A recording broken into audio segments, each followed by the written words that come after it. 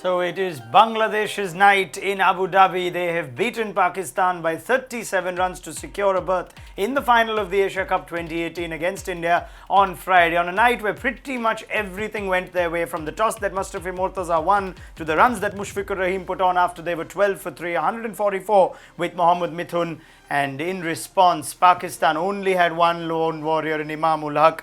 Junaid Khan and Shaheen Afridi wondered, after taking 6 for 66 in 19 overs, why they were called on to bat to secure the last rights of what turned out to be a bit of a damn squib towards the end. But it's a Bangladesh-India final, and there's plenty to look back in this Asia Cup to ponder for Pakistan, who essentially still have the same, or more or less the same side that won the Champions Trophy a little over a year back. So, Sanjay Manjrekar and Saqlain Mustaq have questions to answer on ESPNcricinfo Match Day with our technology partner Vivo. We thought at half-time, Sanjay, that Bangladesh were a little below par and Pakistan should have chased it. What went wrong?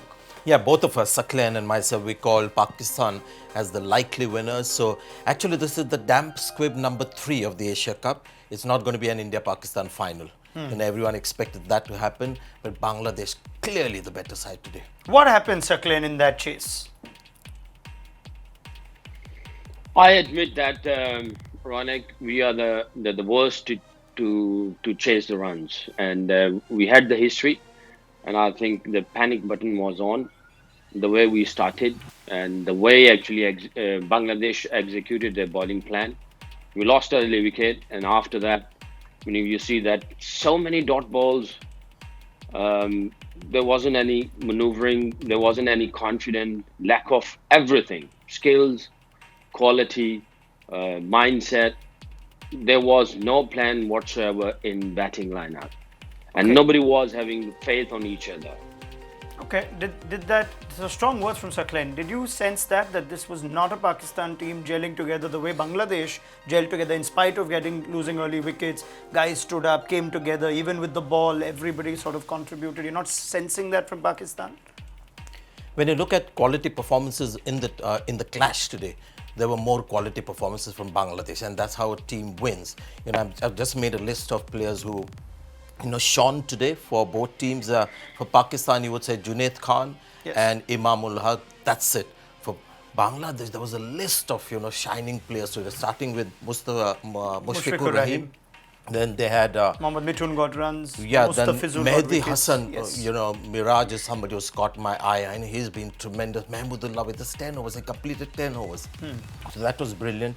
And then Mustafizur generally gets wickets down the order. This is the first time in the tournament he's got 2 wickets early. So they just had more people coming to the party when needed.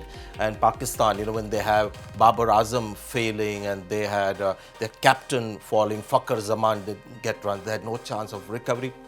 Finally, you've got to also make a note of the fact that Bangladesh was without Tamim Iqbal and Shakib Al Hasan, and they still managed to beat Pakistan. So well done, Bangladesh. No, there is so much credit to give Bangladesh, and we will have a detailed chat of Bangladesh. But I think the broader narrative now, and especially because we have Saqlain on the show, is what's sort of gone wrong with Pakistan. This now draws the curtain down on an Asia Cup where in reality they have only beaten Hong Kong and just beaten Afghanistan.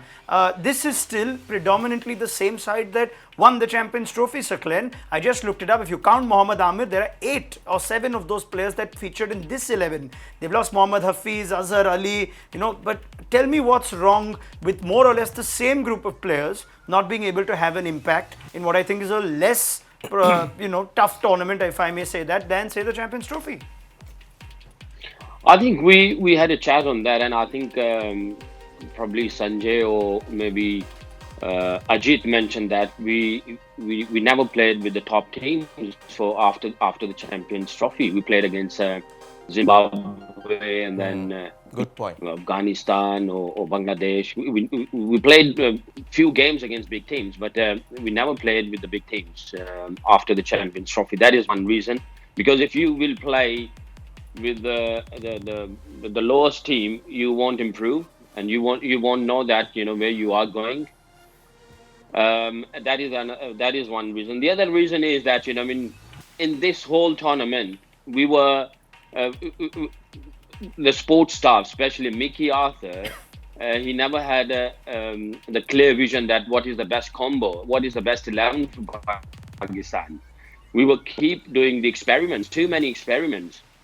and that was another reason. And the third thing was batting lineup. I think they had no faith, they had no quality. The quality gone down. Obviously, they were not playing against the big teams. The quality gone down, and the thing is, when you don't have seniors in your team, I think we had Hafeez in the Champions Trophy, and we lost the Hafeez.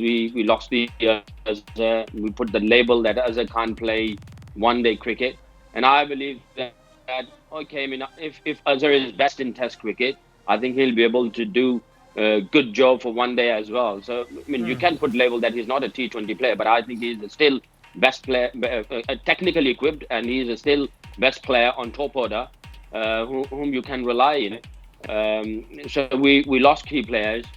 There is no strategy whatsoever. There is no plan. I mean, there are so many issues which they need to really sort out. This. Let's go bit by bit. Saqlain starts by saying just the lack of quality opposition. Now, since the Champions Trophy, they've beaten Sri Lanka, they've beaten Zimbabwe, they've lost away to New Zealand. How much is that? Will that satisfy a Pakistan fan saying, they've not had enough quality opposition to play? So, they're hampered because of the situation that they have. They aren't getting as many quality opposition like India does, because everyone wants to host India.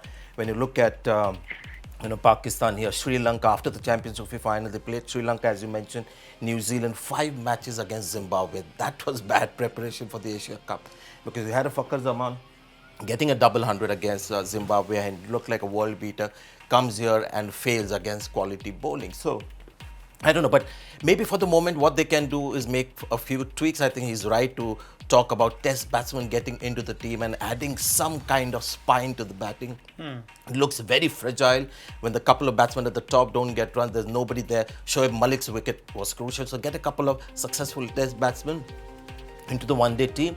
And look at Yasir Shah as the X factor in the spin bowling, and things should be okay, and just keep trying. What can you do? Let's take the second part of what Saqlain said.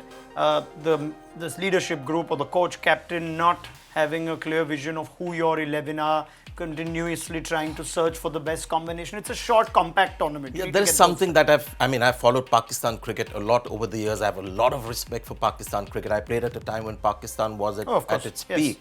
And one of the tendencies of Pakistan cricket, Saqlain, is that when Pakistan loses in a major tournament, Asia Cup, I think they got a lot of attention. The axe always falls on the support staff. It's either the administration that is blamed or the support staff for the job done. I've always believed You're saying fairly or unfairly? Unfairly, because in this sport, the captain is the one who's calling the major shots on the field. The players are doing their job. The coach has a very limited influence on the field. Let's get a response from Saqlain on that. So even in wins and defeats, one should not attach too much importance to the coach. Saqlain. Sanjay, I agree on that, because I'm the part of the sports staff in England as well. I totally understand that. That is a different setup in Pakistan. When the foreigner comes, like especially Mickey Arthur, a lot of people are talking. It's not just me that, a lot of people are talking that, the amount of control that Mickey Arthur have on the players. Like just recently, I think probably a couple of months back, he had a bit of issue with Umar Akmal, and that came into the media that they both had a bit of issue and argument, and then it fall into the fight. They banned Umar Akmal. As a head coach, you can't really do all these things. Don't forget to like, share, subscribe, and leave your comments in the comment section below. Click on the bell icon for notifications.